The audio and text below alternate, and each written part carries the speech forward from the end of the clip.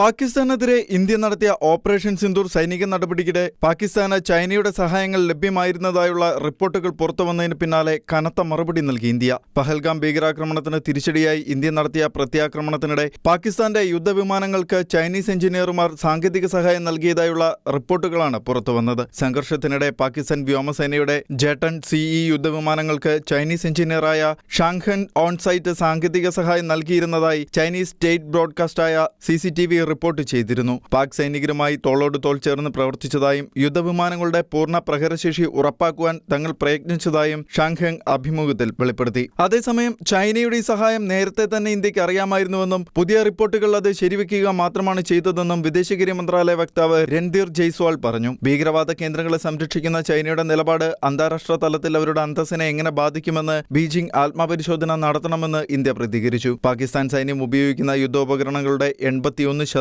Chinese നിർമ്മിതമാണ്. China തങ്ങളുടെ സൈനിക സാങ്കേതികവിദ്യ പരീക്ഷിക്കാനുള്ള ഒരു ലൈവ് ലാബായി പാകിസ്ഥാനെ ഉപയോഗിക്കുകയാണ് എന്ന് ഇന്ത്യൻ സൈന്യം മുൻപ് ചൂണ്ടിക്കാട്ടിയിട്ടുണ്ട്. സ്റ്റോക്ക്ഹോം ഇന്റർനാഷണൽ പീസ് റിസർച്ച് ഇൻസ്റ്റിറ്റ്യൂട്ടിന്റെ കണക്കുകൾ പ്രകാരം 2015 മുതൽ $8.2 ബില്യൺ ആയുധങ്ങളാണ് ചൈന പാകിസ്ഥാന് വിറ്റഴിച്ചത്. International desk ഷെഖേന news.